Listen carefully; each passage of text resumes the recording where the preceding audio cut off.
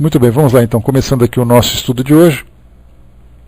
Tema livre para todos nós. Tá sim, Vaninho.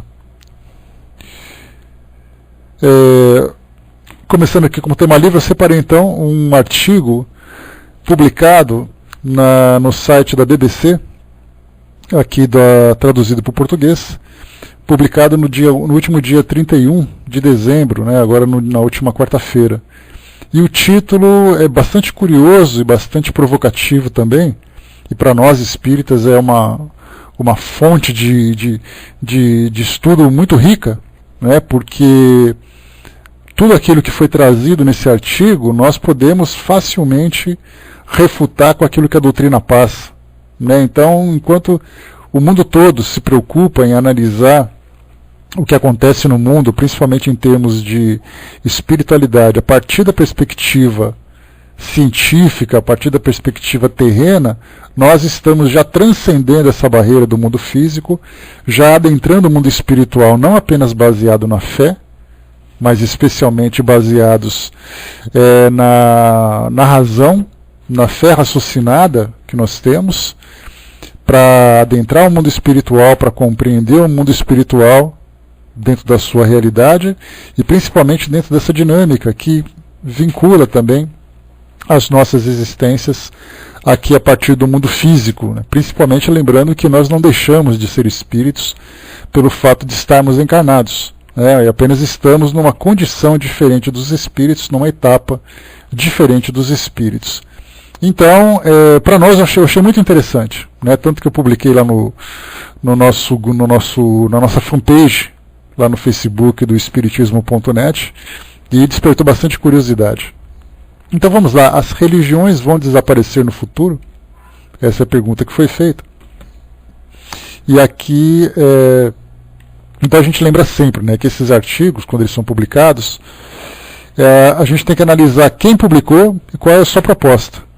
Então aqui foi publicado então na Inglaterra, então é uma visão de um país europeu, um país ali que tem também a sua cultura, né, desde a época dos celtas, desde a época, passando por aquele período também da religião anglicana, na época da reforma religiosa, hoje um país também bastante tradicional, né, nas suas práticas religiosas. Então eles trouxeram essa visão, né, ou a partir da visão que eles têm do mundo, publicaram essa notícia de um escritor que faz parte também de um outro país. Então vamos ler aqui devagar, para a gente poder compreender exatamente a importância, né, desse artigo para a nossa análise. Então, mais uma vez, o título: As religiões vão desaparecer no futuro? Então é um artigo de Reichenauer, né, da BBC Future, e diz para nós aqui o subtítulo: O número cada vez maior de pessoas, milhões delas em todo o mundo, diz acreditar que a vida definitivamente acaba depois da morte e que não existe Deus nem um plano divino. Esse movimento parece estar ganhando força. Aliás, em alguns países, o ateísmo assumido nunca foi tão popular. Então, a partir desse subtítulo, nós vamos começar a fazer a nossa análise, o nosso estudo. Então, de imediato, a gente já pode perceber que quando eles falam em milhões delas, e todas as vezes que eles citam um aumento no número de ateus, é um aumento, claro, pequeno, mas eles apenas citam isso para demonstrar exatamente a elevação desse número, mas é um número pequeno, comparado com o número de religiosos que existem, de pessoas religiosas que existem no mundo. Então a gente sempre lembra das estatísticas, mais de 90% da população mundial está vinculada a uma religião. Daqueles quase 10% que, de alguma forma, bom trabalho, Miriam, beijo, aqueles quase 10% que, de alguma forma, que não está vinculado a essa religião, grande parte desse pequeno grupo não está vinculado a uma religião, mas nem por isso deixa de acreditar em Deus. E a minoria desse grupo, então, pode se considerar como ateu. O ateu é exatamente aquele que, como o próprio nome diz, né, ateu, o A significa não, o tel vem de Deus. Então quer dizer que não acredita em Deus e, consequentemente, em nada daquilo que advenha desse princípio da existência de Deus, como, por exemplo, o mundo espiritual, um plano divino para a vida de todo mundo. Então acaba simplesmente vivendo em função daquilo que o mundo físico oferece, através dos seus estímulos, através de suas oportunidades, através dos seus obstáculos. Então ele simplesmente vive no seu dia a dia.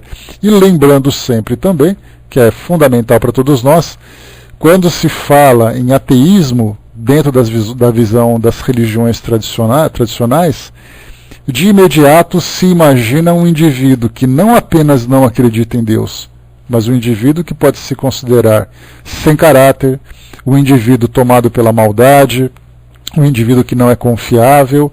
E a gente já conversou no decorrer dos nossos estudos, nesse ano que passou e nos outros anos anteriores, a dificuldade que as pessoas têm de aceitar alguém que simplesmente diz que não acredita em Deus. De imediato ele sofre um preconceito, como o próprio nome diz, é um preconceito, porque ele estabelece, né, um padrão de comportamento de uma pessoa que sequer ele conhece. Sendo que, na verdade, o fato de o indivíduo não acreditar em Deus, isso não desmerece em nada o seu caráter, não desmerece em nada os seus bons sentimentos, as suas boas intenções. Aliás, né, ao contrário do que se imagina, a gente sempre lembra que as grandes guerras que já aconteceram no mundo, elas começaram por causa, né, na maioria das vezes, por causa de motivos religiosos. Então, se nós pudéssemos imaginar, quem são os responsáveis pela maldade do mundo? São os ateus ou os religiosos? Nós veremos, por exemplo, conflitos entre palestinos e judeus. Nós vimos as cruzadas naquele período, né, da Alta Idade Média. Tudo isso foi provocado por motivos religiosos. E aí você pergunta, quem era o líder ateu que fazia isso? Mas claro, quando nós falamos em ateísmo, nós já entramos, por exemplo, na Segunda Guerra Mundial, onde nós tínhamos a União Soviética, que era um país considerado oficialmente ateu, embora os seus habitantes, pelo menos uma imposição governamental dizia que o país era ateu. Mas os seus habitantes praticavam suas religiões de modo mais restrito, né, não de uma forma pública. Então nós vemos ali que, independente de ateus ou de religiosos, nós temos ali simplesmente a maldade acontecendo, ou essa demonstração do primitivismo do ser humano, muito mais demonstrado pelos seus instintos, e não necessariamente pelas suas crenças. Então, quando se fala em ateísmo, nós não estamos falando de questão de caráter, é apenas uma questão de crença. Aqui diz o texto para nós, então. Bom dia, Carol. Então, aqui uma citação de um autor. Há muito mais ateus no mundo hoje do que jamais houve, tanto em números absolutos quanto em porcentagem da humanidade, diz Phil Zuckerman, professor de Sociologia e Estudos Seculares da Pitzer College, na Califórnia, e autor de Living the Secular Life, Vivendo uma Vida Secular, né, numa tradução livre. Todas as vezes que nós encontrarmos a expressão vida secular, a gente lembra sempre que diz respeito à vida do mundo, à vida mundana, à vida física. Então, vida secular, humanismo secular, um pensamento secular, tudo diz respeito, então, ao mundo físico. Inclusive, até mesmo dentro da religião católica, nós temos aquela ideia do Papa, principalmente na Idade Média, vivendo ali a igreja secular, vivendo um movimento secular, um governo secular.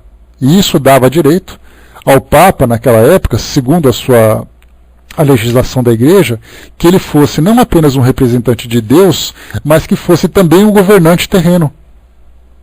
E nessa governança terrena, nós teríamos então ali o direito à propriedade da igreja, que naquela época era muito suntuosa e hoje também acontece.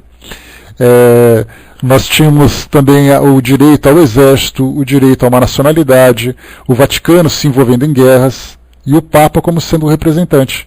Então hoje nós temos muitos livros publicados que contam a história dos papados no século XIX. E aí envolve então guerras, prostituição, corrupção, assassinatos. Muito diferente do que acontece hoje.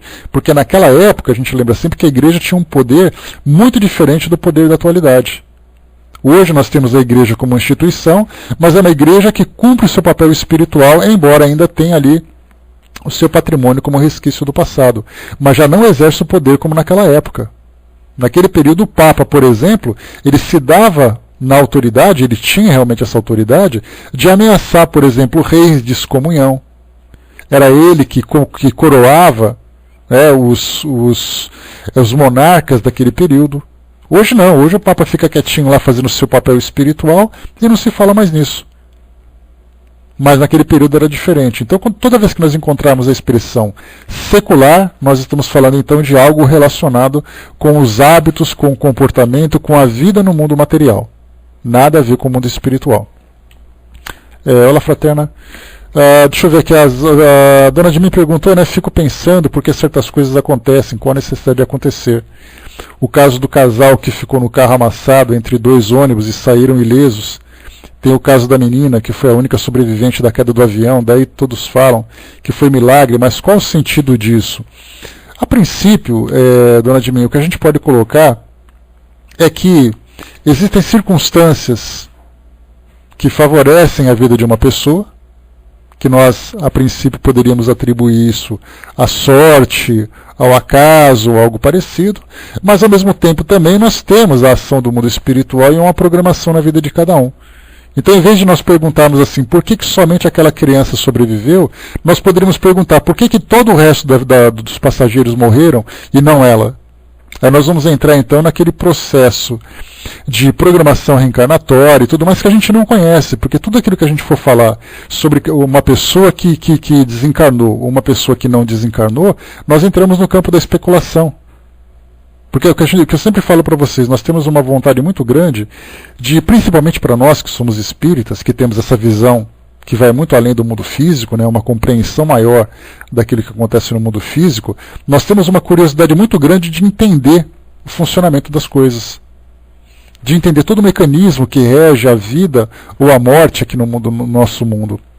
Só que, como eu sempre falo para vocês, nós não temos compreensão da nossa vida, do que acontece na nossa vida na atualidade, não temos compreensão do nosso passado, não sabemos como será o nosso futuro. Imagina se nós começássemos a olhar para a vida das pessoas que nós nem sequer conhecemos. Então a pergunta é, por que isso acontece? Qual é o sentido de tudo isso? Se alguém se encontra encarnado no mundo físico, é porque ele tem a necessidade de estar encarnado. Se ele tem situações que favorecem a presença dele no mundo físico, é porque ele precisa estar aqui no mundo físico. Se tem alguém que desencarna por um motivo banal, uma pessoa que está andando na rua e uma bala perdida a atinge, por exemplo, ou ela está fazendo ali uma viagem, acontece uma tragédia, alguma coisa, é porque ela tinha que desencarnar. Então a gente começa a partir do princípio de que todas as coisas acontecem por um princípio que, embora nós não conheçamos, os princípios estão exatamente funcionando de acordo com essa vontade superior. Simplesmente não compreendemos. A Vaninha lembrou aqui da mesma forma quando uma pessoa é retirada da cena de um acidente. Uma pessoa que a gente teve aquele depoimento, por exemplo, no Aragia, no Asia, né, que é o avião lá da Malásia, que acabou caindo recentemente. Depois que tudo aconteceu, o avião foi encontrado, corpos foram resgatados e tudo mais, começaram a vir os depoimentos. Uma pessoa diz assim, olha, eu perdi o horário do avião. E eu acabei não pegando aquele voo e fiquei viva. A gente pergunta, por que de tudo isso? A gente não sabe, não adianta que a gente querer especular. Por que do acidente ser consequência? Porque o mundo muitas vezes acontece, nos coloca nessa condição. A irresponsabilidade das pessoas, porque nós temos o livre-arbítrio. Então você está dirigindo o seu carro, vem alguém de uma forma irresponsável e acaba provocando aquele acidente. Então são circunstâncias do mundo que a gente vive. O mundo de provas e expiações é um mundo em que a segurança, por exemplo, daquilo que foge à nossa programação, vai depender de todo mundo. Eu tenho que cumprir a minha parte, você tem que cumprir a sua parte. Quantos acidentes aconteceram, principalmente nesses grandes feriados que nós temos de fim de ano, envolvendo pessoas que desencarnaram, envolvendo pessoas que quase que se machucaram. Algumas vezes alguém se machuca sem que aquele acidente esteja na sua programação. Acontece por quê? Porque as circunstâncias levaram a isso. A pessoa se embriagou, a pessoa foi imprudente. Então, para a gente poder definir exatamente o que acontece aqui no nosso mundo, que existe dentro de uma programação, ou o que acontece de acordo com a nossa própria imprevidência, é muito difícil da nossa perspectiva, a gente não consegue compreender. Não dá para a gente saber o que acontece nos bastidores de um determinado evento, pela nossa limitação, pela nossa dificuldade de adentrar a essa programação. Quem são os envolvidos no mundo físico, quem são os envolvidos no mundo espiritual, o porquê das coisas serem assim, daquele jeito. O que a gente tem que entender é, se as coisas aconteceram para o bem, na nossa visão, ou para o mal, na nossa visão, elas tinham motivo para acontecer. Alguém desencarnar num acidente, por exemplo, na nossa visão é uma grande tragédia. Na visão do mundo espiritual é alguém que sai do mundo infeliz de provas e expiações e vai viver no mundo espiritual, no mundo de tranquilidade, no mundo sem sofrimento físico. Então a gente vê quem foi o mais, vamos dizer assim, nesse acidente que você colocou, né? Uma garota que foi a única sobrevivente de um avião. Quem foi o mais feliz da história? Aqueles que desencarnaram ou aquela que ficou? Na nossa visão foi, nossa, a menina foi salva, que sorte.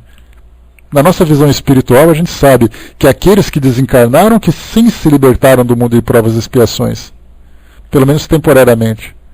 E a garota vai continuar vivendo a vida dela com dificuldades, com sacrifício, com trabalho para poder sobreviver, vivendo a orfandade, já que os pais, né, ou as pessoas próximas ali, né, que acabaram desencarnando. Então olha quanta coisa modifica a nossa visão a partir desse entendimento que nós temos.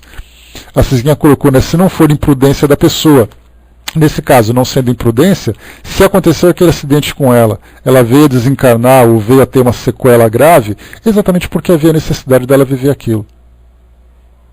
Como acontece a sua programação, o porquê daquilo tudo, nós simplesmente não sabemos. Bom dia, João. Então, é dessa forma que a gente tem que analisar então essa questão. Está dando de mim? Então, a gente estuda para entender como as coisas funcionam. Mais uma vez, a gente estuda para entender o mecanismo. Mas não dá para a gente compreender, a partir dessa visão geral, o que acontece dentro de cada detalhe na vida de cada pessoa. O que nós sabemos, por exemplo, né? Olha só, uma pessoa está viva aqui no mundo físico, está encarnada. Aí ela desencarna. É a morte. Na nossa visão espírita, nós entendemos que ela desencarnou, se libertou do corpo físico e vai continuar sua evolução no mundo espiritual. Essa é a visão geral. Agora a gente pode pegar essa visão geral e complicar um pouco mais. Por exemplo, por que alguns desencarnam logo no começo da vida, outros desencarnam lá no final da vida com uma idade avançada? Por que uns desencarnam tranquilamente na cama de um hospital e outros desencarnam nessa tragédia? A gente sabe que a desencarnação é bom para todo mundo, porque é uma necessidade evolutiva que nós temos e é uma libertação do mundo físico. Mas olha só as complicações. Por que alguns desencarnam depois de uma doença degenerativa que traz tanto sofrimento e outros desencarnam muitas vezes dormindo? A desencarnação nós entendemos. Agora, os detalhes de cada tipo de desencarnação vai depender das inúmeras, das incontáveis variações e das incontáveis programações que são feitas para cada pessoa. Do seu merecimento, da sua necessidade, do seu aprendizado, do aprendizado para as pessoas que ficaram, do aprendizado para o próprio mundo também. Porque nós assistimos a essas tragédias e isso de alguma forma nos sensibiliza. A Cizinha colocou só Deus para saber da programação reencarnatória de cada um. Pois é. Nem nós, que somos nós, compreendemos a nossa encarnação. Imagina a gente entender o que acontece na vida dos outros. Mas é uma análise válida que você fez, sem dúvida. A gente vai sempre procurar isso tudo. O fato de eu falar isso para vocês não significa que eu não tenha também a mesma curiosidade. Porque no caso, por exemplo, desse avião que caiu lá na Malásia, nós temos ali uma desencarnação coletiva. Uma expiação coletiva, um grupo de pessoas desencarnando ao mesmo tempo, numa mesma circunstância. O que eles fizeram para estarem juntos naquele local? Quando aconteceu, só para a gente poder fechar esse parêntese da expiação coletiva, quando aconteceu aquele acidente aqui em São Paulo, um avião da TAM, aqui no aeroporto de Congonhas, ele acabou durante o pouso não conseguindo frear na pista. E aí então ele foi até o final. Nós temos uma grande avenida que passa ali na cabeceira da pista do aeroporto, né, que é a Avenida 23 de Maio, a Rubem Berta, na verdade. E aí então, no momento em que o avião não conseguiu, ele simplesmente avançou pela avenida, bateu em frente a um posto de gasolina, houve aquela explosão, todos desencarnaram. Naquele momento surgiram então, principalmente no meio espírita, casas espíritas, artigos espíritas publicados, todo mundo falando sobre esse assunto. Por que dos desencarnes coletivos? E aí então as pessoas disseram, quer dizer então que todos que estavam naquele avião eram pessoas que estavam juntos cometendo o mesmo crime? Todos eles eram comparsas, todos eles eram parceiros de um determinado crime, por isso eles foram punidos juntos? Essa é a visão geral que se tinha. Mas a gente pode começar a analisar de uma forma diferente. Pelo contrário, muitas vezes nós temos pessoas que viveram experiências diferentes em suas vidas, mas aquele tipo de desencarne fez com que todas elas se resolvessem perante a pendência que tinham durante as suas vidas. Pessoas que eram completamente desconhecidas. Então nós temos aqueles que estavam próximos, no momento da elaboração desse futuro que teriam, e pessoas que aproveitaram aquelas circunstâncias para também estarem juntas. Então vamos colocar, metade se conhecia, a outra metade não se conhecia, 80% se conhecia, 20% não, 20% se conhecia, 80% não, nós não sabemos. Mas se todos estavam ali, é porque tinham necessidade de viverem juntos aquela experiência. Na Boate Kiss, a mesma coisa, lá em Santa Maria, no Rio Grande do Sul. Todos aqueles jovens, aí começaram as especulações, né? Eles eram jovens que estavam na época do nazismo. Aí olha só o raciocínio criativo que nós espíritas temos. Rio Grande do Sul, um estado brasileiro numa região formada principalmente por imigrantes, né, ou pessoas de descendência europeia, como alemães, italianos, poloneses, russos, né? Então formavam aquela comunidade, todo mundo loirinho, todo mundo com aquela característica branca e tudo mais, né? Só pegar o sobrenome, pega uma lista telefônica de Porto Alegre, por exemplo, que vocês vão ter a ideia dos sobrenomes que nós temos ali, né? Só pessoas, normalmente, a grande maioria, com nomes estrangeiros, principalmente europeus. Então olha só a criatividade de nós espíritas. Jovens que morreram asfixiados, ou até carbonizados em alguns casos, juntos numa boate. Começaram a especular o seguinte: eram pessoas que viveram na Alemanha, pelo fato de terem descendência europeia, que viveram durante a Segunda Guerra Mundial, que provocaram tais coisas com judeus, e que agora vieram espiar e passaram pela mesma prova. A gente pensa assim, realmente tem sentido. Mas daí, para você dizer que tem sentido, para dizer que de fato foi aquilo, já é uma distância muito grande. Então a gente entra no campo da especulação, no campo da fantasia, para satisfazer essa nossa necessidade de buscar respostas para aquele evento, principalmente para nós que somos espíritas. Porque se eu sou de outra religião, eu vou dizer assim, foi uma tragédia que aconteceu porque Deus quis. Porque a visão não passa além da vontade de Deus. No nosso caso, nós sabemos que os espíritos continuam vivos, que existe reencarnação, que existe programação, que existe prova, que existe expiação. Olha quantos elementos vão se juntando para poder ativar a nossa criatividade. E a gente quer essas respostas. Nós temos livros publicados sobre indivíduos que contam sobre suas histórias. O indivíduo que diz assim, olha, eu desencarnei por esse motivo, porque na minha existência anterior foi daquela forma, porque na minha existência futura vai ser desse jeito. Então nós temos essas informações, e como nós vemos isso, nós fatalmente ficamos então desejosos de respostas. Quando aconteceu em 2004, aquele tsunami no dia 30 de dezembro, se não me engano, de 2004, lá na ilha de Sumatra, então a gente lembra, né, que foi inclusive celebrado em memória das vítimas daquele tsunami, 10 anos, agora em 2014, no dia 30 também. Então, quando aconteceu aquela tragédia, pouco tempo depois, nós começamos também a ouvir nos centros espíritas quem eram aquelas pessoas que desencarnaram daquela forma. Aí começaram a dizer que eram aquela briga entre russos, né, na época da Rússia, quando falava sobre os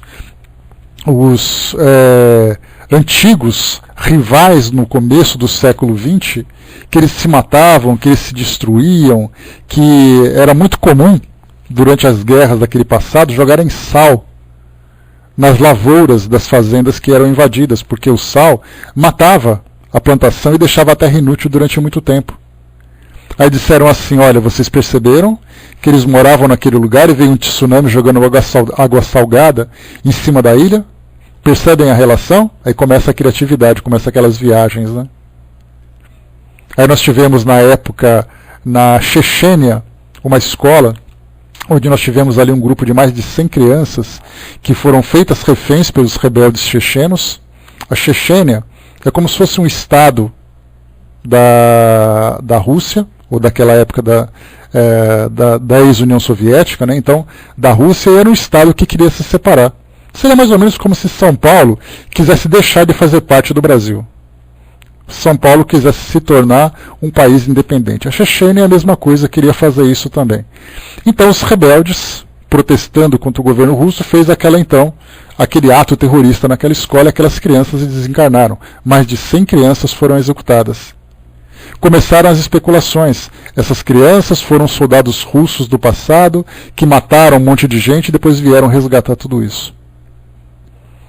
Então, como eu falei para vocês, a gente tem uma necessidade de respostas e, estimulados por essas informações que a doutrina traz para nós, somada com a nossa criatividade, a gente começa a elaborar essas histórias das mais mirabolantes. Só que a gente tem que ter cuidado, porque o estudo que nós temos, ele serve exatamente para que a gente tenha racionalidade, para que a gente tenha pés no chão, exatamente para analisar de uma forma fria aquilo que acontece. Isso em busca, né, de conhecimento, não para satisfazer a nossa curiosidade. Então, se nós podemos avançar na história, adentrar na história de alguém, para conhecer a sua realidade, é ótimo. Se a gente não consegue, por falta de informação, por falta de possibilidade, que a gente se contente com essa impossibilidade. Não queiramos avançar e ir além daquilo que a gente não pode. A doutrina espírita ela tem exatamente esse propósito de desenvolver em nós essa fé raciocinada, não é a fé fantasiosa. Porque do contrário, tudo aquilo que a gente estuda acaba se virando contra nós. Então, por que as coisas acontecerem? Por que aconteceu nessa data? Por que aconteceu naquele dia? Por que aconteceu com aquela pessoa e não com aquela? A gente não sabe. Se aconteceu é porque tinha que acontecer. Porque exatamente esse entendimento que nós temos a respeito da perfeição de Deus, que aliás é o tema que eu estou lendo para vocês aqui no artigo, sobre essa questão da perfeição de Deus, é fazer com que as coisas não dependam do acaso, mas que tudo tenha um propósito de favorecer o crescimento e a evolução de um indivíduo. Se aconteceu é porque tinha que acontecer. Se não aconteceu é porque não tinha que acontecer. Nada acontece sem que tenha um benefício para o espírito. Sempre pensamos dessa forma. Armando colocou, devemos lembrar nos livros básicos que nos manda tomar cuidado com o que certos espíritos, que além de mistificar, querem destruir até uma filosofia, exatamente porque ou contam algo a partir da sua visão, ou contam algo que é incompleto e nós completamos com a nossa fantasia. Então, se nós podemos saber, vamos saber. Se nós não podemos saber de uma forma completa, entendamos a essência que rege aquele evento, que é o mais importante para nós. No caso que eu falei para vocês, um avião caiu, várias pessoas desencarnaram. Qual é a essência disso? É um desencarne coletivo, as pessoas desencarnaram porque chegou o momento delas desencarnarem e ponto. Mas por que ele tinha que desencarnar naquele dia? Por que ele e não o outro? Não sabemos. Vamos lá então. O artigo diz assim para nós então. Eu estou lendo aqui um artigo, como eu comentei com vocês agora há pouco. Temos aqui: as religiões vão desaparecer no futuro? Então o texto assim diz para nós. Vou ler agora rapidinho, que a gente tem só mais meia hora aqui para a gente poder completar. O número cada vez maior de pessoas, milhões delas em todo o mundo, diz acreditar que a vida definitivamente acaba depois da morte e que não existe Deus nem um plano divino. Esse movimento parece estar ganhando força. Aliás, em alguns países, o ateísmo assumido nunca foi tão popular. Eu tinha lido que só o primeiro parágrafo, né? Então vamos ler de novo. Há muito mais ateus no mundo hoje do que jamais houve, tanto em números absolutos quanto em porcentagem da humanidade, diz Phil Zuckerman, professor de Sociologia e Estudos Seculares do Pitzer College, na Califórnia, e autor de Living the Secular Life, Vivendo uma Vida Secular, em tradução livre. Segundo uma pesquisa do Instituto Gallup Internacional, que entrevistou mais de 50 mil pessoas em 57 países, o número de indivíduos que se dizem religiosos caiu de 77% para 68% entre 2005 e 2011, enquanto aqueles que se identificaram como ateus subiram 3%, elevando a 13% da proporção dessa parcela. Então a gente viu ali, nesses 57 países, em 2011, que foi feita essa pesquisa, né, 68% se declarava religioso e 13%, né, religiosa, e 13% se declarava como ateu, né, ou seja, como ateia, subindo então 3%. Então isso em 57 países. Acadêmicos ainda estão tentando destrinchar os fatores complexos que levam um indivíduo ou uma nação ao ateísmo, mas existem alguns pontos em comum. Parte do apelo das religiões está na segurança que ela oferece em um mundo de incertezas. Aqui a gente entra numa situação bastante curiosa, que foi exatamente o que me chamou a atenção, para algo que nós temos observado como um fenômeno recente, um fenômeno problemático, diga-se de passagem, recente, que diz respeito ao suicídio em países da Europa e do Extremo Oriente, principalmente Japão e Coreia do Sul, e na Europa. Então nós temos ali países que trazem uma condição social bastante favorável, estabilidade econômica, oportunidades de trabalho, oportunidades de estudo, mesmo assim as pessoas estão cometendo suicídio. O que leva a isso tudo? E aí então nós entramos nesse artigo que ele traz ali um detalhe interessante, que ele mostra o seguinte: se nós pegarmos, por exemplo, na América Latina, desde lá de cima do México, até chegarmos ali embaixo, na Argentina, no Chile, no final da América do Sul, nós encontraremos ali todos os países da América Latina com grandes religiões. Então trazem ali alguns países com religião oficial, outros países, no caso do Brasil, por exemplo, como um país laico, que não tem influência das religiões nos governos, portanto não tem religião oficial, mas mesmo assim demonstra um grande número de adeptos de religiões, sejam católicas, evangélicas, de tradições africanas, espíritas, judaicas, budistas, muçulmanas, não importa. Todas elas, então, todos esses países trazem, e uma característica comum na América Latina: problemas sociais. Então nós vemos assim aquelas cidades pequenas, onde tem problema de fome, problema de violência, problema de doenças, as pessoas extremamente religiosas. Então o que deu a entender para nós aqui nessa pesquisa que foi feita, ou que tem essa análise que vem sendo feita, mostra exatamente isso, que naquelas nações, naquelas regiões onde existem mais inseguranças, onde existem mais dificuldades sociais para as pessoas lidarem, é onde existe o maior estímulo para a fé. Porque as pessoas dizem, já que eu não consigo resolver o problema a partir daquilo que o mundo físico pode oferecer, eu recorro então a Deus. Eu peço a Deus que me dê comida, eu peço a Deus que me dê chuva, eu peço a Deus que me dê cura. Então isso é uma característica interessante de perceber. Quanto maior a necessidade de uma sociedade, maior é a fé que ela traz, porque ela não consegue resolver o problema pelos recursos do mundo físico, ela então busca os recursos do mundo espiritual ou do sobrenatural, como queiram. Já no caso das nações que não têm esse problema social, a gente se pergunta qual é o estímulo que as pessoas têm para poder alimentarem sua fé. No Brasil nós temos, por que nós somos extremamente religiosos? Exatamente porque temos dificuldades, nós buscamos esse auxílio, esses pedidos, as pessoas frequentam centros espíritas buscando soluções das mais diversas, buscam igrejas buscando soluções das mais diversas.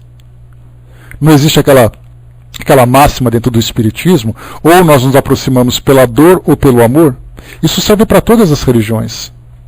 O indivíduo se torna evangélico muitas vezes muito mais buscando ajuda do que simplesmente pela curiosidade.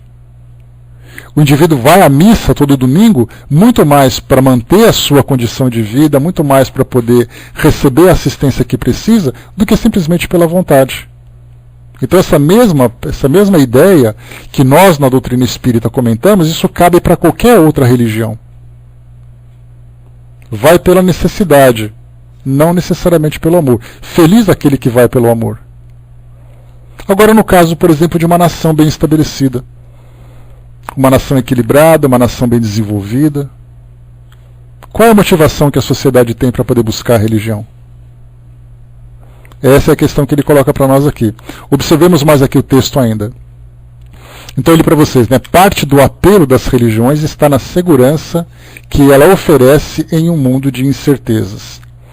Por isso, não por acaso, nações que registram maiores taxas de ateísmo tendem a ser aquelas que oferecem a seus cidadãos uma estabilidade econômica, política e existencial relativamente alta.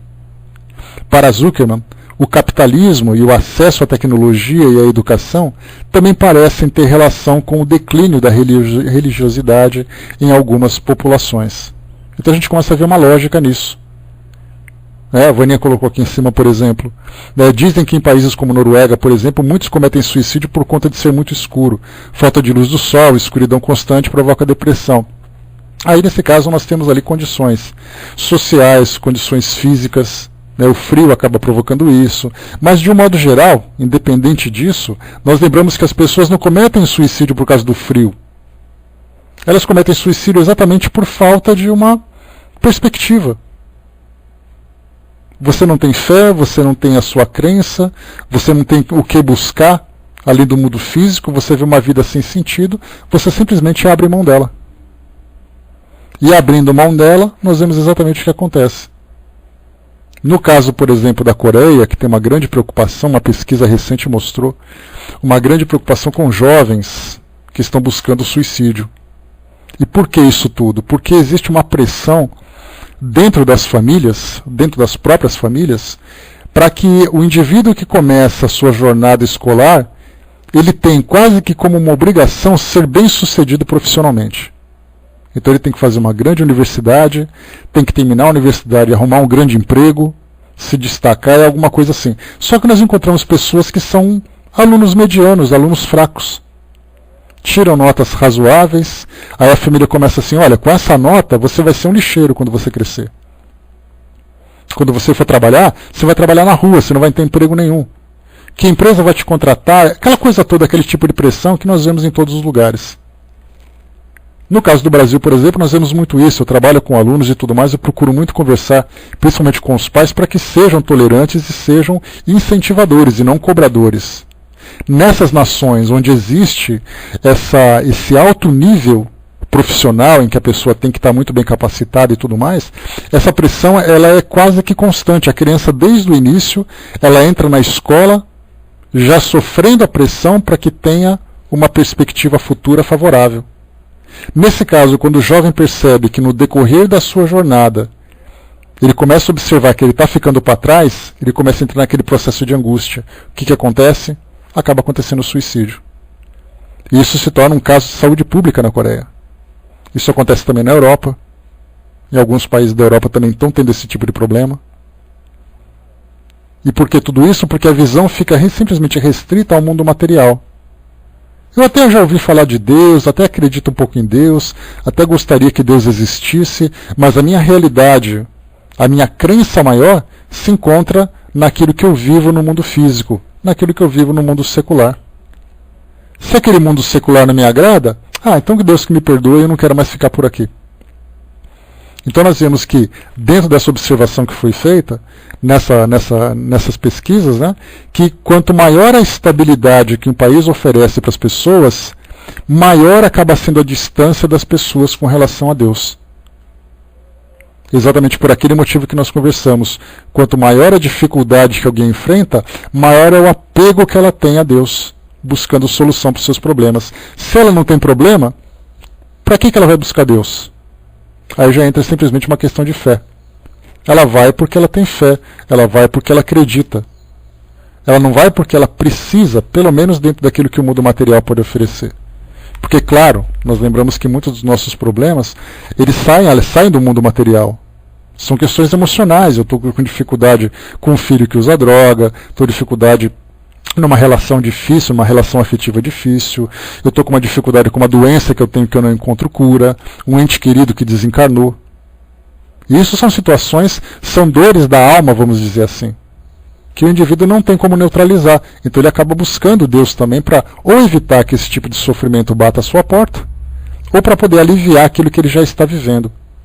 Mas de um modo geral, no nosso mundo físico, aqui nos países, por exemplo, em desenvolvimento, países que passam por subdesenvolvimento, a fé se torna muito maior porque as pessoas querem suprir essa necessidade básica material através daquilo que o mundo espiritual pode oferecer, já que o mundo físico não supre aquilo que ele precisa. Então a gente vê que é uma lógica muito interessante vermos isso. Quanto maior a necessidade, maior é o apego que as pessoas têm. E aí nós entramos numa questão, outra questão interessante também, que aqui no Brasil, por exemplo, nós vemos que a quantidade de pessoas, né, estatisticamente foi mostrado isso no IBGE em 2010, naquela última pesquisa. Agora em 2020 nós teremos a cada 10 anos feita uma pesquisa geral sobre o panorama do Brasil em todos os seus aspectos. E todos os anos são feitas pesquisas parciais dentro de alguns aspectos, né, de agricultura, educação e tudo mais. Mas enfim, então em 2010 foi feita essa pesquisa e mostrava, por exemplo, religiões evangélicas dizendo que grande parte dos seus frequentadores são pessoas que não tinham mais de 5 anos de estudo. E aí o que nós podemos deduzir? Aceitam a religião sem questionamento, ou seja, dentro daquelas bases bíblicas que são facilmente questionáveis, mas não questionam e aceitam aquilo tudo. Pela escolaridade que possuem, nós podemos chegar à conclusão de que são pessoas muito simples, pessoas muito humildes na sua condição social.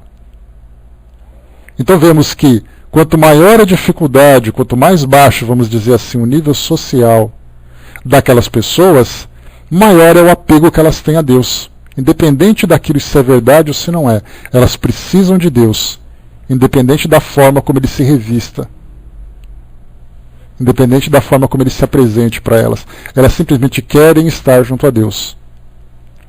Aí nós entramos assim nos bairros mais simples do Brasil, nas cidades menores, nós vemos igrejas fundadas em portas de garagens pequenas, onde cabem ali 20 cadeiras, e lá dentro tem um pastor falando ao microfone, falando sobre Deus, falando sobre Adão e Eva, falando sobre o diabo, e as pessoas fervorosamente lá dentro. O que elas estão fazendo ali? Buscando exatamente o auxílio para a condição de vida difícil que elas estão vivendo. Mas fora dessa condição humilde, nós vemos pessoas lotando catedrais. E nós vamos perguntar exatamente qual a condição de vida que você tem. Você, por acaso, tem um alto padrão de vida? Podemos observar que as pessoas têm uma vida que, embora de alguma forma esteja estabilizada, elas ainda buscam essa assistência ou para terem um pouco mais daquilo que possuem, para terem uma vida mais confortável, ou para manterem aquilo que possuem. E ainda mais hoje, aqui no Brasil principalmente, nós temos isso, né? Essa cultura de oferecer prosperidade dentro da igreja. Venha rezar que Deus vai dar a casa que você quer. Vem fazer isso que você vai ganhar aquilo tudo. Pague não sei quanto que você vai ganhar tanto em troca. Aí então é aquela mistura perfeita, né? E aquele veneno perfeito. A necessidade de uns e o oportunismo de outros. E isso tudo sustentado pela fé, que não é racional. Esse é o grande problema.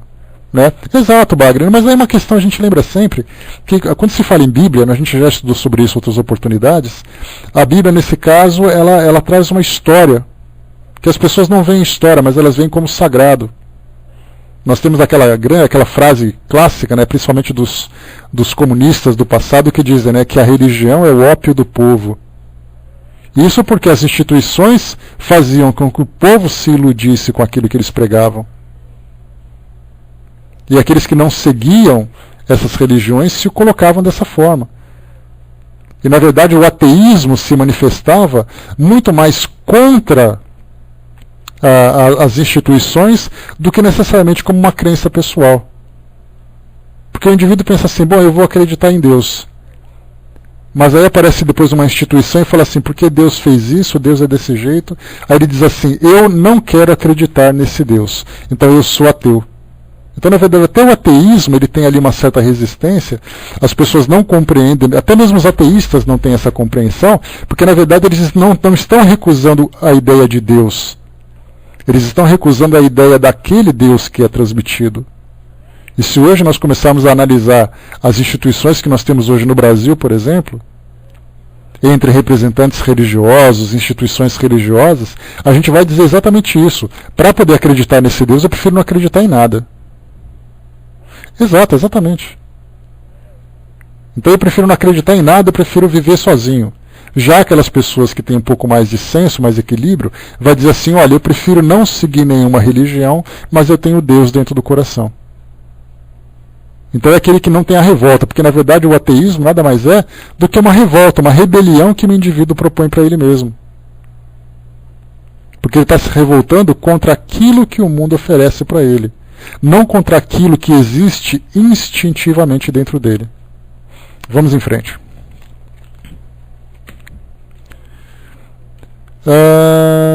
Tá. Um segundo tópico aqui dentro dessa reportagem. Sentido ao sofrimento.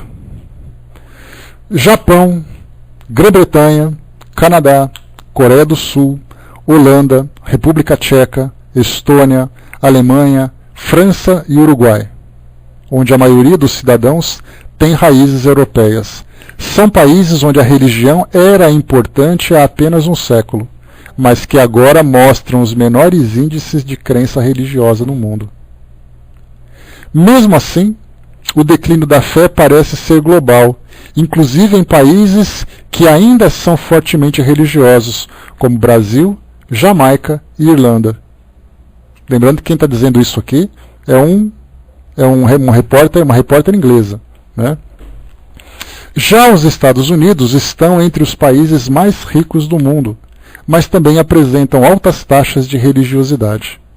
Ainda assim, uma pesquisa recente da Pew revelou que entre 2007 e 2012, o número de americanos que se declararam ateus subiu de 1,6 para 2,4. A gente lembra que os Estados Unidos são um país que tem ali a religião evangélica como predominante. Então nós temos ali a Igreja Ortodoxa, nós temos a Igreja Católica Apostólica Romana, mas as igrejas evangélicas são as mais influentes, as mais presentes. Nós vemos isso em qualquer filme que você assiste, nós temos aqueles grupos de música gospel, né? Lembrando que a palavra gospel, ela tem uma origem dizendo que é God Spiel, né? Ou seja, a voz de Deus. Então por isso chama gospel. Então são músicas evangélicas. Então nós temos aqueles filmes que mostram corais, jovens, aquelas pequenas comunidades e tudo mais.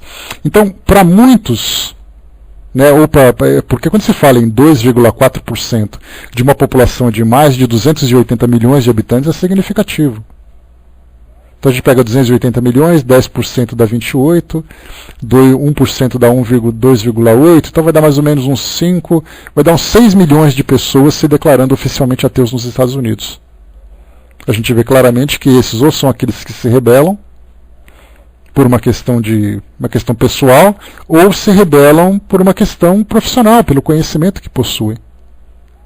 Mas ainda assim uma influência muito grande.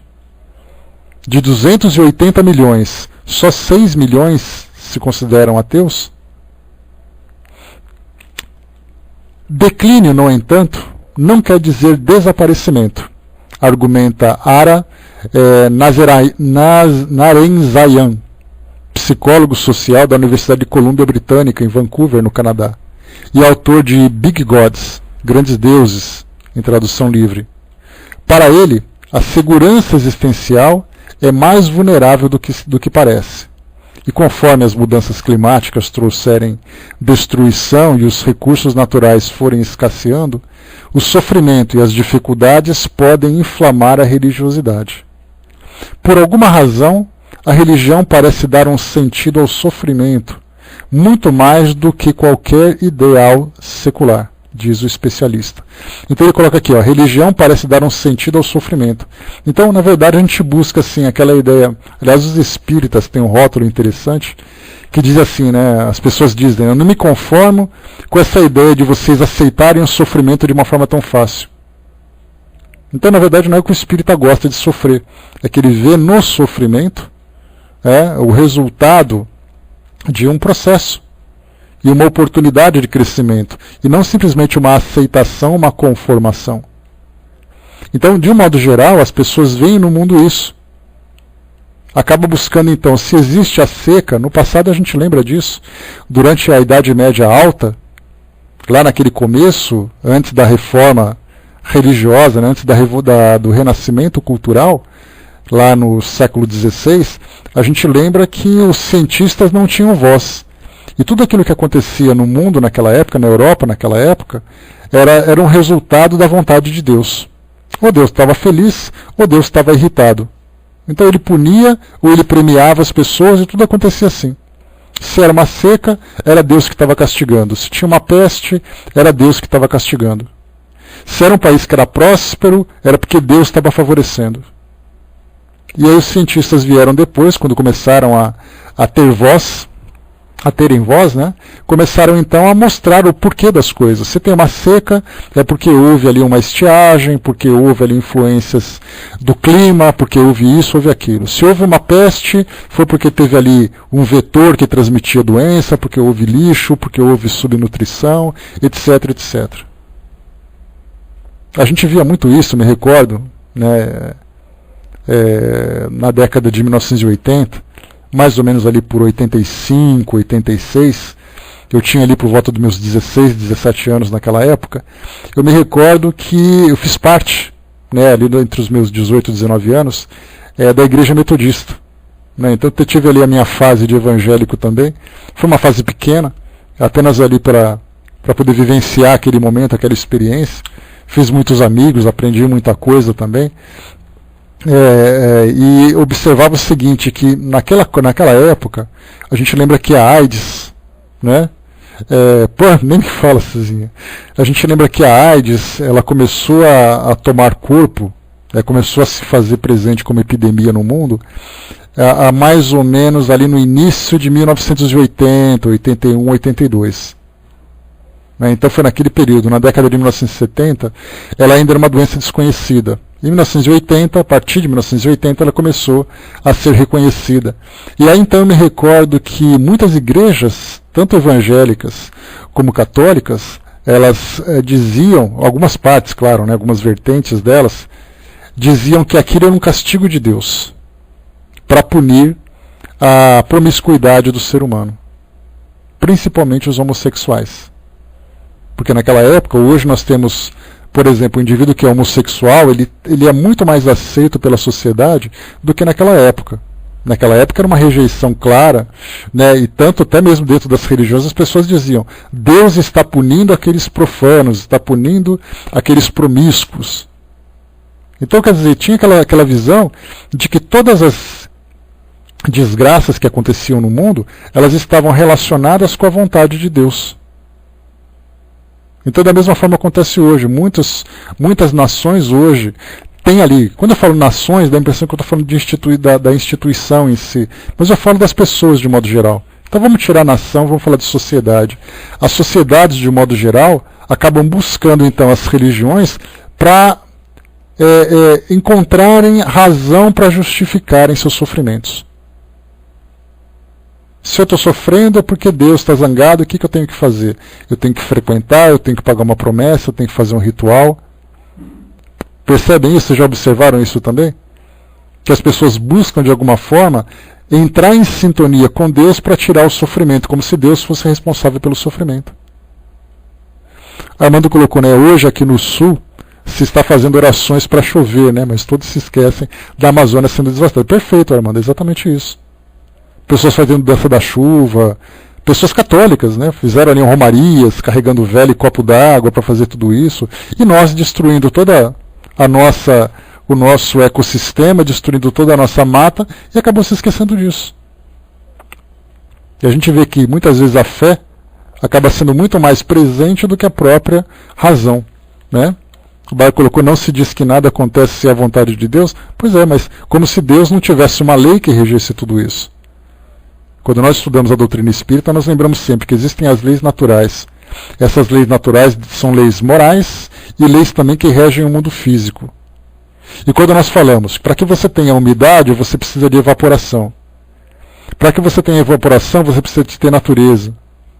Para que haja esse ciclo de renovação constante. Se você tirar as árvores, você não vai ter, então você vai quebrar essa sequência. E isso faz parte de uma lei física, uma lei de química, né, onde nós temos temperatura, evaporação, água, etc. e tal. Isso faz parte da lei natural. Então a vontade de Deus vai chover se tiver essas condições. Se nós quebramos essa condição, a vontade de Deus não é cumprida. Né? Essa que é a questão. Mas é exatamente isso, Bagre. Essa lei, a gente lembra sempre, que tudo que existe de lei que rege o universo faz parte dessa vontade de Deus. E nós temos ali, quando a gente fala sobre isso, a questão do livre-arbítrio. Só para a gente poder lembrar, eu sempre uso esse detalhe extremo. Deus, a vontade de Deus é que o indivíduo reencarne. Se o indivíduo quiser desencarnar pelo suicídio, ele desencarna, ele tem livre-arbítrio. Deus não vai impedir que as pessoas deixem de cometer suicídio.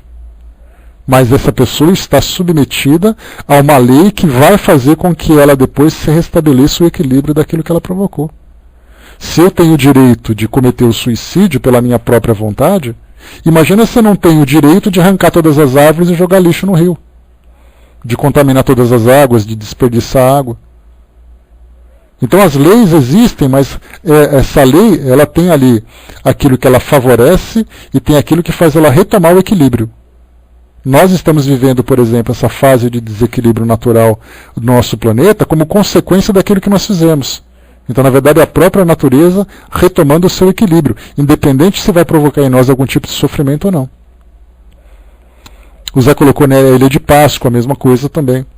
Ou seja, os maias também, que a gente lembra, né, sobre os maias, os astecas, que foram povos exterminados por causa de doenças, por causa de guerras, por causa de seca. Isso foi a vontade de Deus? A vontade de Deus estava nas leis.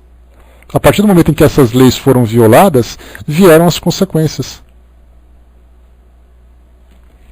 Vamos em frente aqui para a gente terminar, pessoal. Tá. Instinto religioso. Tem uma bela foto aqui de um grupo de budistas, né? Mas mesmo se os problemas do mundo fossem miraculosamente resolvidos e todos nós vivêssemos em paz e igualdade, as religiões ainda estariam entre nós. Isso porque um buraco na forma de Deus parece existir na neuropsicologia da nossa espécie, graças a uma falha da nossa evolução. Olha que visão materialista genial essa. Genial no sentido de criatividade, né? Os cientistas acreditam que é uma imperfeição do nosso psiquismo que criou a existência de Deus. Então nós passamos a acreditar em Deus por causa de uma questão neuropsicológica, uma falha na nossa evolução. Olha só. Para entender isso, é preciso investigar a teoria que estabelece que o homem tem duas formas de pensamento básicas, o sistema 1 e o sistema 2. O sistema 2 evoluiu recentemente. É a voz na nossa cabeça que nos permite planejar e pensar logicamente. Então, na verdade, aqui, esse sistema 2 é a razão, que ela foi se desenvolvendo com o passar do tempo, a partir do momento em que nós atingimos uma condição evolutiva. Já o sistema 1, por outro lado, é instintivo, intuitivo, automático. Essas capacidades se desenvolvem regularmente nos seres humanos, independentemente de onde nascerem. São mecanismos de sobrevivência. O sistema 1 nos faz buscar padrões para entender melhor o mundo e procurar o sentido de eventos aparentemente aleatórios, como desastres naturais ou a morte de um ente querido, além de nos ajudar a evitar os perigos e a encontrar um parceiro. Alguns acadêmicos acreditam que o sistema 1 também permitiu que as religiões surgissem e se perpetuassem. Ele nos prepara para instintivamente notar forças naturais, mesmo quando elas não estão ali. Milênios atrás, isso provavelmente ajudou o homem a evitar alguns perigos, como o leão escondido atrás de um arbusto. Mas isso nos tornou vulneráveis a supor a existência de agentes invisíveis, como um Deus benevolente olhando por nós. Então a gente vê aqui que essa visão, a pessoa que escreveu isso era um cientista, voltado para a medicina, era um ateu, né, porque para poder analisar que a existência de Deus é o resultado de uma falha no nosso desenvolvimento neuropsicológico, então nós acreditamos em Deus porque criamos essa necessidade para nós. E aqui, inevitavelmente, quando eu li essa parte, eu rapidamente já separei aqui Livro dos Espíritos, lá no capítulo 1, as causas primárias, no item número 2, provas da existência de Deus. E nós temos uma resposta interessante aqui. Eu vou ler para vocês rapidamente aqui 3 questões, só para poder ilustrar essa parte. Pergunta número 4, do Livro dos Espíritos. Onde podemos encontrar a prova da existência de Deus? Num axioma que aplicais às vossas ciências. Não há efeito sem causa. Procurai a causa de tudo, o que não é obra do homem, e vossa razão vos responderá. Aqui tem um comentário de Kardec, que a gente já vai pular. Número 5. Que consequência podemos tirar do sentimento instintivo que todos os homens trazem consigo da existência de Deus? Esse sentimento instintivo foi aquilo que os cientistas chamaram de falha na nossa evolução. Que Deus é um buraco no nosso psiquismo, que tem que ser preenchido, e daí então nós criamos Deus para poder satisfazer essa nossa necessidade. Kardec colocou: que consequências podemos tirar do sentimento instintivo que todos os homens trazem consigo da existência de Deus? Que Deus existe, pois de onde lhes virá esse sentimento se ele não se apoiasse em nada? É uma consequência do princípio de que não há efeito sem causa. 6. O sentimento íntimo da existência de Deus que trazemos conosco não seria o efeito da educação e o produto de ideias adquiridas? A resposta: se assim fosse, por que os vossos selvagens também teriam esse sentimento? Resposta: comentário de Kardec. Se o sentimento da existência de um ser supremo não fosse mais que o produto de um ensinamento, não seria universal e nem existiria, como as noções científicas, senão entre os que tivessem podido receber esse ensinamento. E aqui foi exatamente o que esse cientista aqui disse, ou esses cientistas disseram, falando sobre, porque a resposta que eles deram aqui confrontou exatamente aquilo que Kardec colocou, dizendo que o ser humano, através da transmissão genética, acabou criando no seu cérebro a necessidade de preencher esse vazio. Então, se nós temos, desde o início, a humanidade partindo de um ponto comum, todas as demais civilizações, ou todos os demais descendentes, levaram consigo essa falha.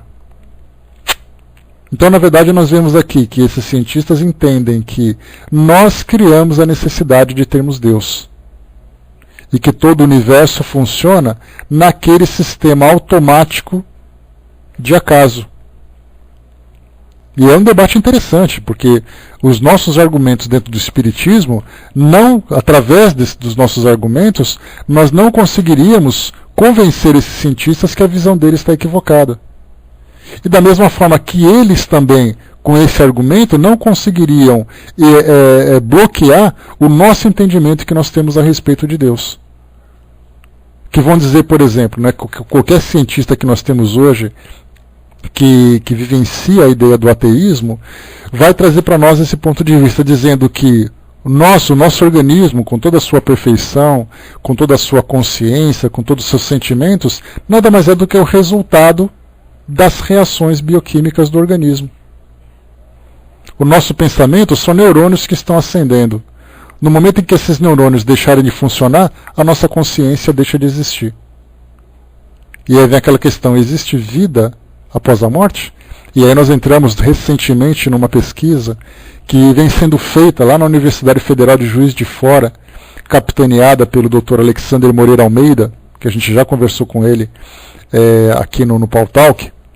Tive a oportunidade de entrevistá-lo aqui lá na nossa sala espiritismo.net, lá no Espiritismo.net Brasil.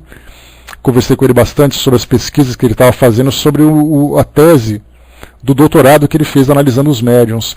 Mas agora ele vem fazendo uma pesquisa, então, junto com a equipe e também compartilhando com outras universidades, falando sobre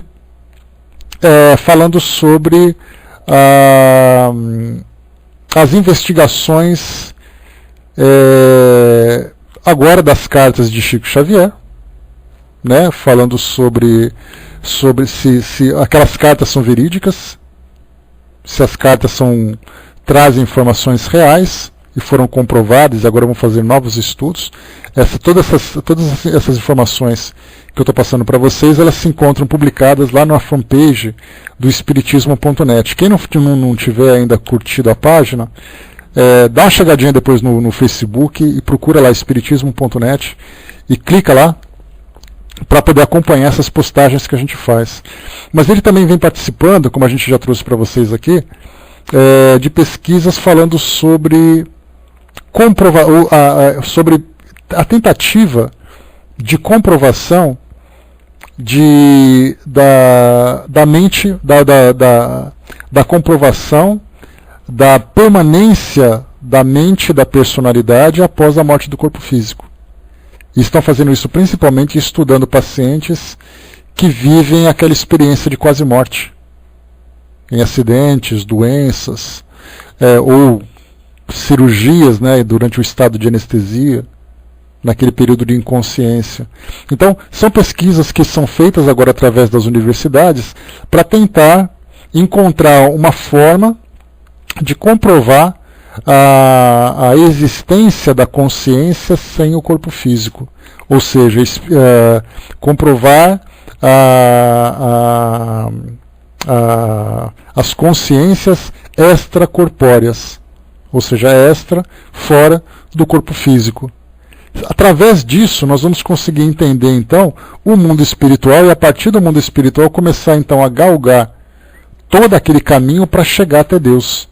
Então, se você vai direto a Deus, a partir de um raciocínio mais simples, é uma questão de você criar uma fantasia para preencher uma necessidade que se tem. Se você começa a entender primeiro a existência do Espírito para chegar até Deus, que é a consciência suprema, já é um caminho diferente, já é um caminho que ele já vai seguindo uma metodologia científica. Você começa a comprovar as coisas para chegar até lá em cima. Se a gente começa direto por Deus, é uma questão de fé. Se a gente chega até Deus, já é uma questão de lógica. E no caso dos cientistas, eles analisam simplesmente: Deus existe ou não existe? Ele não pergunta: os espíritos existem ou os espíritos não existem? Vamos em frente aqui para a gente terminar. Superstições e derivados. Ateus têm que lutar contra toda essa bagagem cultural e evolucionária.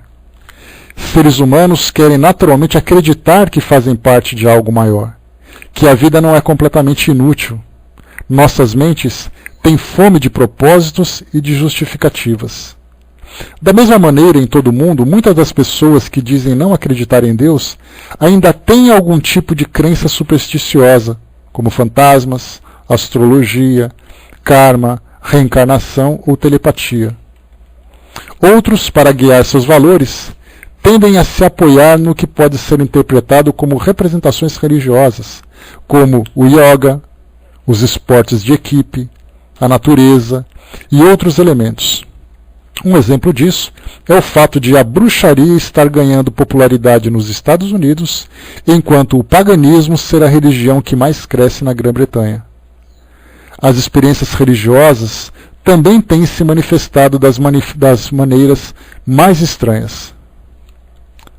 O astrólogo Ryan Hornbeck, da Fuller Theological Seminary, em Pasadena, na Califórnia, descobriu indícios de que o videogame online World of Warcraft está assumindo uma importância espiritual para alguns jogadores na China.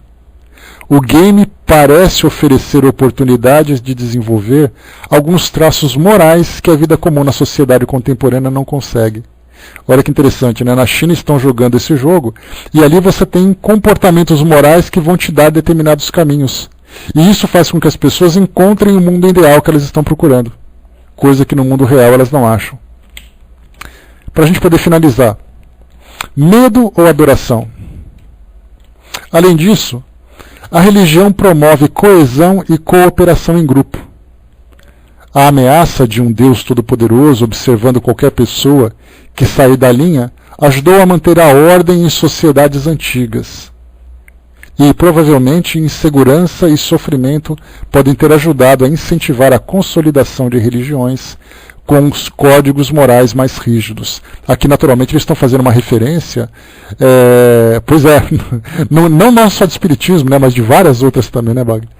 Aqui a gente lembra que aqui a referência, falando sobre um Deus severo que mantinha a sociedade em ordem, é uma referência clara ao Antigo Testamento. Na época dos hebreus, em que Moisés trouxe Deus falando sobre pecado, sobre punição e tudo mais. Que na visão dessas pessoas, dessa repórter, e das pesquisas que ela fez, ela disse, então, ela encontrou então que tudo isso no passado foi uma criação baseada na necessidade que nós tínhamos de preencher esse vazio.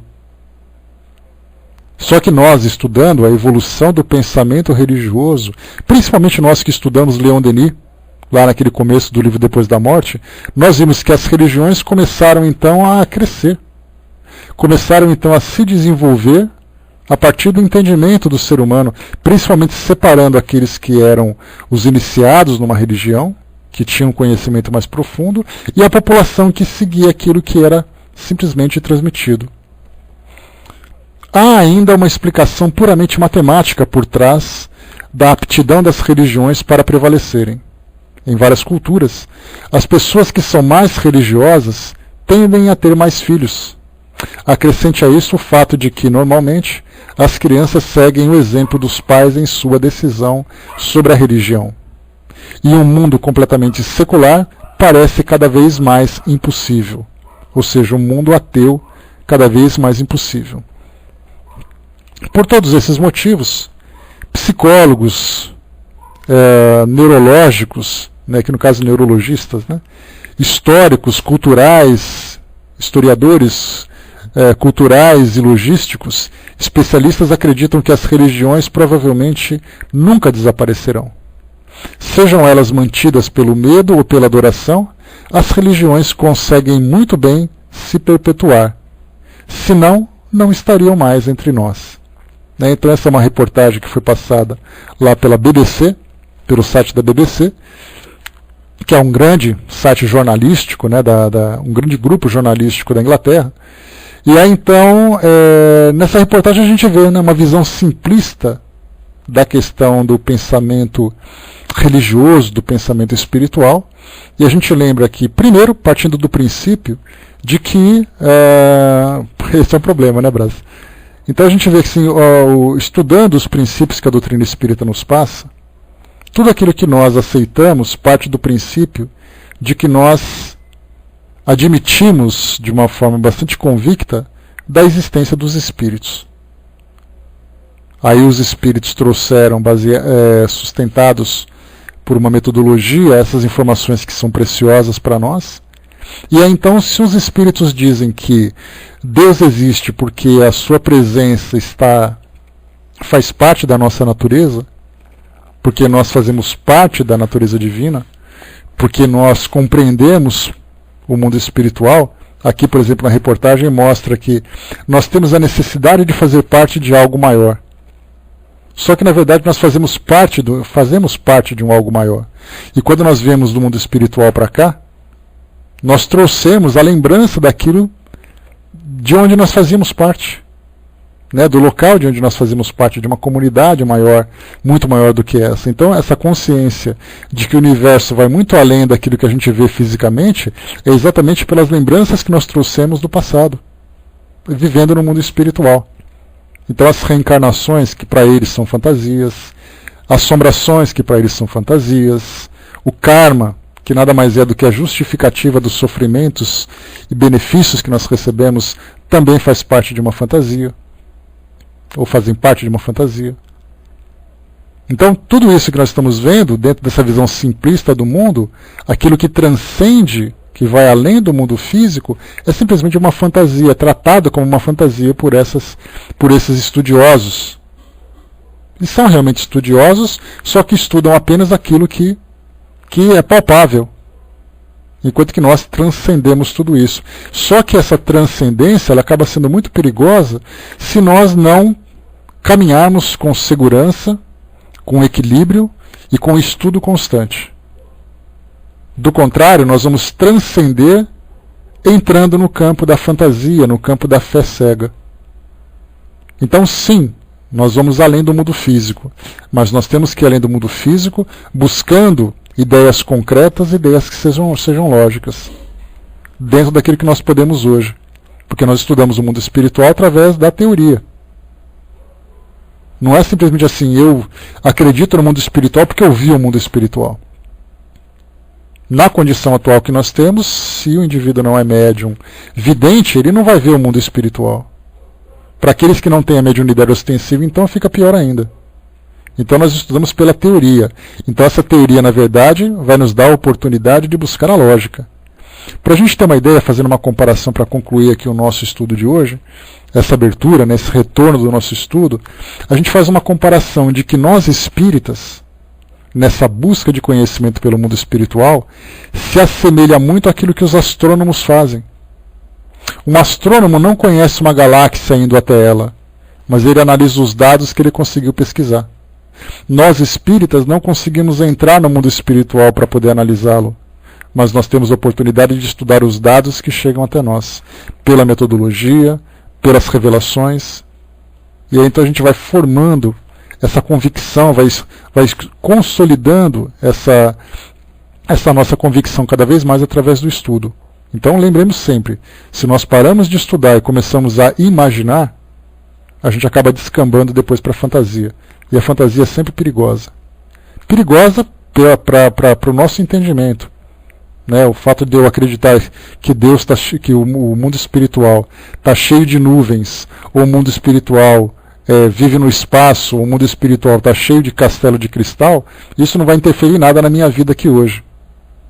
Mas quanto mais entendimento eu tenho da minha destinação e da minha origem, com mais passos firmes, né, com maior segurança, nós caminhamos aqui no mundo que nós estamos hoje, dentro dessa nossa encarnação.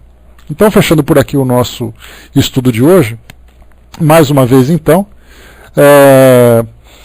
é a crença raciocinada, né? Porque na verdade assim, tipo, acreditar uma coisa, aquilo que eu acredito, eu posso deixar de acreditar. É isso que nós temos que entender como crença. Se eu tenho convicção, eu vou dizer para você, se você acredita na existência do Sol, você vai dizer assim, olha, eu acredito. Tá, e se eu te falar que o Sol é uma mentira? E provar para você que é uma mentira? Aí você deixa de acreditar. No nosso caso, o Sol, ele é uma presença real. Não é uma questão de você acreditar ou não acreditar. Ele simplesmente existe.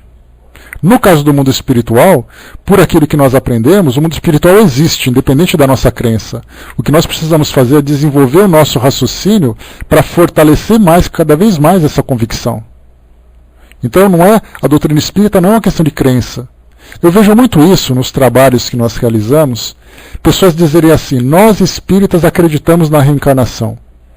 Nós espíritas não acreditamos na reencarnação, nós aceitamos a reencarnação como uma realidade. Não é uma questão de crença. Eu posso não conseguir provar para você e posso não conseguir ter os elementos que me deem uma convicção absoluta. Mas é um princípio que eu aceito como sendo uma realidade. Muita gente diz assim, você acredita que um avião pode voar? Não, eu não acredito, ele voa. E como é que ele voa? Ah, isso eu já não sei. Mas ele voa. Isso é que é importante, né? Não, sim, com certeza, Bagre, né? Compreendi o que você disse. Né? O que eu estou dizendo é assim, né? Que tudo aquilo que se baseia na crença é mutável. Aquilo que nós acreditávamos no passado é muito diferente do que nós acreditamos hoje. Mas aquilo que era uma realidade no passado é uma realidade hoje. Quando eu nasci, em 1969, o Sol existia. Hoje, passados esses 45 anos, o Sol continua existindo. Isso é uma realidade. Aquilo que eu acreditava quando eu tinha meus 12 anos de idade é muito diferente do que eu acredito agora. Então, quando nós falamos em crença, crença é mutável. Por isso que nós temos que buscar, sempre através do estudo, sempre através da razão, fortalecer cada vez mais. Para nós, por exemplo, Deus é uma crença. Você acredita nisso? Acredito. Por que você acredita? Eu começo a usar então a crença raciocinada. Eu acredito porque, conforme as próprias instruções dos Espíritos, lá na questão número 4 do Livro dos Espíritos, porque pensa que tudo tem uma causa. Todo efeito tem uma causa. Se o efeito não foi provocado pelo homem, alguma coisa provocou. Essa alguma coisa eu chamo de Deus. Eu não acredito em Deus porque disseram que Papai do Céu existe. Eu acredito em Deus porque eu vejo as galáxias. Eu acredito em Deus porque eu vejo o corpo humano. Eu acredito em Deus porque eu vejo o nosso planeta. Eu acredito em Deus porque eu vejo as leis que regem o universo. E eu vejo Deus porque tudo isso tem que ter uma causa. As coisas não acontecem por acaso. Quando você fala em ligações químicas, você vê elétrons circulando, elétrons fazendo ligações. Isso tudo tem que ter uma causa. Não foi por acaso. Então por isso eu acredito em Deus, porque eu vejo que Deus, não Deus, o homem barbudo com roupa branca, mas Deus nessa grande consciência. Essa grande consciência, seja lá o nome que tiver, seja lá qual a aparência que tiver, e seja lá onde ela estiver, ela é responsável por tudo aquilo que existe. É a causa primária de todas as coisas. Assim eu entendo Deus. Não porque Deus é Papai do Céu, Deus me protege, não. É porque tudo tem essa causa. Então é dessa forma que nós temos que fortalecer. Aquilo que para nós é lógico, nós temos que buscar através da lógica. Aquilo que é uma crença, nós temos que fortalecer através da lógica. E é um processo difícil. Nós hoje nos vangloriamos de estarmos nesse meio tão racional, esse meio tão estimulante que é o meio espírita, mas nós pegamos uma humanidade de mais de 7 bilhões de pessoas que sequer tem noção disso. Muitos acreditam em Deus, inclusive, como oposição ao medo, como foi colocado na reportagem. Eu tenho que acreditar em Deus, senão eu vou ter medo de alguma coisa. Eu tenho que acreditar em Deus, senão eu vou sofrer com alguma coisa. Então eu acredito, para me garantir. Vai que acontece alguma coisa. Então a gente vê assim que qual a distância que existe entre a nossa realidade e aquela realidade em que toda a humanidade vai ter uma consciência diferente a respeito de Deus e da sua própria existência. Mas vamos lá, fechando por aqui, que a Vaninha já está me cutucando aqui, fazendo hora extra já, e ela não vai pagar hora extra. Então, fechando